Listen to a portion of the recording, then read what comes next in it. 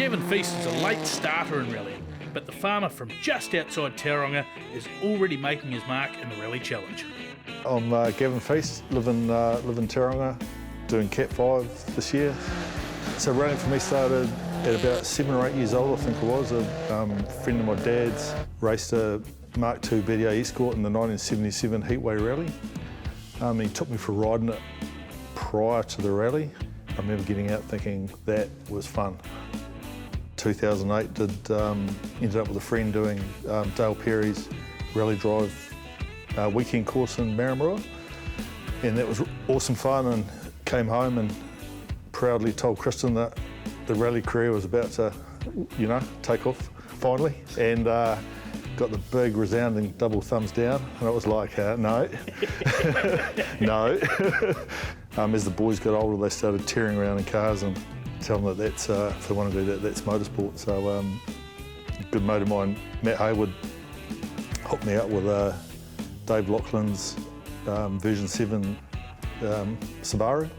So we bought that end of 23. I told the boys I'll do a couple of events and then show them the ropes, and they could co-drive and then get the feel for it, and then it was all theirs. And I think the first autocross they did was just a club event and ended up winning.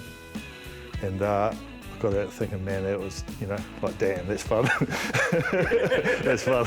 And the kids are still sitting on the sidelines, sort of asking when it's their turn. So, yeah, ended up getting this car here, which was the SAS car that John Thompson and Mike Young had driven. And so, yeah, we've done a bit of work to that, and yeah, the rest is history. I'm already 56, so I can talk about the twilight of my rallying career already, but I think it'll be sitting in that old girl and having a bit of a laugh, and maybe the kids can tear around in these all-wheel drive things. They're a bit of a handful, but yeah, that's great fun, that thing.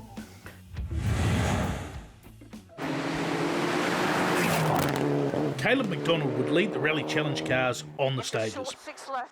Under the Rally Challenge regulations, drivers count only 4 results of the 6 rallies, including the final, so Caleb had chosen to miss Coromandel.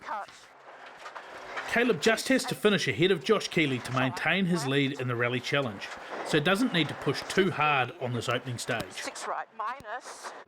The second stage of the day saw drivers confronted with thick dust. In fact, it was so bad that the rally organisers increased the gap between the cars, starting from 1 minute to 2 minutes after the service. 120. Here's your second 7 right. You can hear the frustration from Caleb, 6 right, but also the great calls by co-driver Larissa Bigger Here it is. to reinforce the pace notes. 50. McDonald had a 13-second buffer over second place Will Menzies at the stage end. Small press, here's your braking 5 right. It's been an interesting morning. We're still having fun, but a little tricky on that last stage with the dust, like everyone's been saying. But yeah, getting out there, enjoying the roads as best we can, and cracking on. This was Will Menzies' first entry in the Rally Challenge class, but he has had some good results this season competing in the all-comers class. The dust is getting worse with every passing car, and this saps the confidence of the drivers. I felt like Stevie Wonder in that second stage. I couldn't see anything, so it's driving by touch almost. Yeah, it's pretty interesting, but sounds like everyone's having the same problem. This is Julian Longlay's third event of the season, looking to make a strong finish in these 2 final rounds. A lot of experience here, not just in the driver, but also the co-driver Fleur Pedersen. Fleur has more than 20 years on rallies in New Zealand and across Asia. They were second on stage 1 and third after stage 2. Gavin Feast struggled on stage 1 with a fogging windscreen, but fixed that on stage 2, only to be confronted by the dust.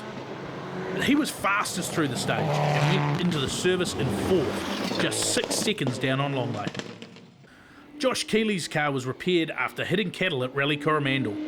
Despite that setback, he was still the closest challenger to McDonald for the title, but a soft clutch pedal slowed him on the opening stages. Kevin Laird had no experience of these stages. In fact, this is just his second rally in the North Island, and he was in the top 5 after stage 2. Ben Hubin had a couple of slow stage times in the morning, so just 6th place. Stage 3, Matahina won. Not only a forest stage, but also 34 kilometres long. Wide roads and long straights through the forest, Caleb McDonald is looking to extend his lead. But his rally would end with a violent crash, which left the Mitsubishi wrecked. Yeah, quite a large accident. We were top speed really, fifth gear coming around a sweeping seven right, and tightened up at the end. Probably, I think it's just driver error. I thought the wear at Titan was earlier than possibly what it was. We've clipped the inside bank, and that's been enough to, in fifth gear at top speed to bloody, excuse me language, head off into the bushes, right? So we barrel rolled, hit the bank on the other side, I think the tree as well, and we've sort of made our way down the rest of the road in a very unconventional way. So thankfully the safety gear did everything that it's supposed to, and both myself and Larissa are all right. Just gutted that I think I've sort of wrecked the car quite badly. So, very, very pleased to be able to walk away when we look at the damage. So, yeah. Weather conditions were fine with a light breeze for the second run through the forestry stages. Will Menzies saw his potential win disappear on stage 5 when he clipped a bank and bent the left rear suspension. The car was now badly crabbing. But determined to carry on, he kept going through stage 6 to get back to service. So Julian Longley took the lead, holding off a fast-charging Gavin Feast. But late in stage 5, Longley had a scare when his rear suspension came loose after a bolt broke. 8 right, 50, long 5 left plus. What was that? Long 5 left plus. Oh, I think we've got it flat. Okay. You have got 3k to go. Yeah. Long 7 right minus, small crest No, 200. something wrong. We've broken something on the back. Okay. 4, we got it flat. Long 6 Back. right, No, 60. we're gonna have to slow down. We lost control of the car. Yeah. 4Ks or 5Ks before the end, the car started to really behave weirdly, like it wanted to go all over the place. So I had to back off and made it to the finish line and had a look underneath, and we lost a bolt on the link on the front, rear right corner, the front link on the subframe side. There's no bolt there. So either got snapped or, I don't know, got loose and fell off. So we did a temporary repair with what we had in the car, but it was not the right bolts, but it was just to get us back here. Feast could taste victory as he closed in on Longley, but there was a strong challenge coming from Ben Hubin. After a slow start in the morning, Hubin won both of the repeated forestry stages and was now just 22 seconds back from Feast in third place.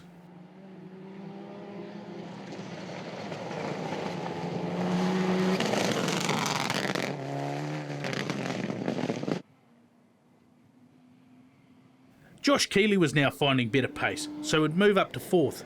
He was still driving with the clutch issue, but managing to keep up the pace. A move into the top 3 here would give him a strong position heading to the final at Whangarei next month. Narrows again from here. 6 right plus long. 60.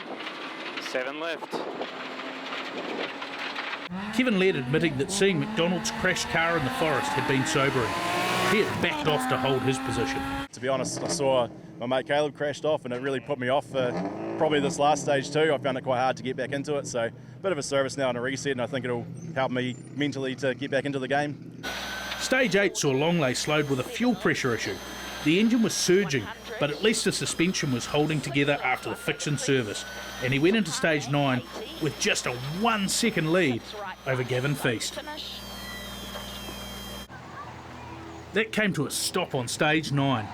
The engine spluttering just as he needed to power out of this corner, and the car slid wide off the road and into this tree.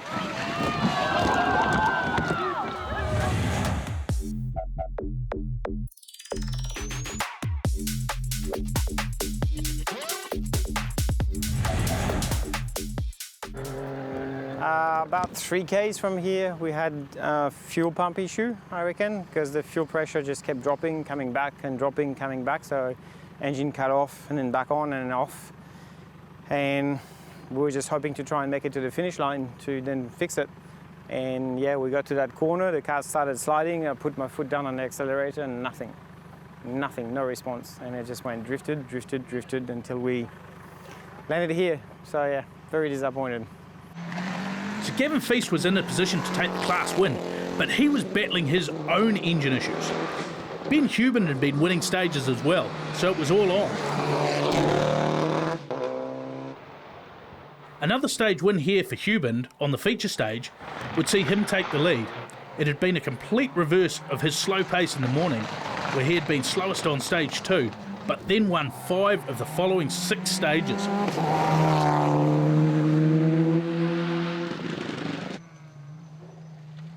And a strong finish too by Josh Keeley, taking second place from Gavin Feast after winning the final 2 stages. A great return to the top after such a challenging day at Coromandel, and this gives him the lead in the Group A challenge as well. With McDonald having to find another car if he is to compete at Rally Whangarei, Keeley has put himself in a strong contention to win the 2025 Rally Challenge. Well done, mate. That was hot. Wasn't a lot on the table there. So Ben Hubin takes victory, 24 seconds over Josh Keeley, with Gavin Feast a further 4.3 seconds back. Then it's Kevin Laird, and well done to Will Menzies for persevering to get to the finish in 5th.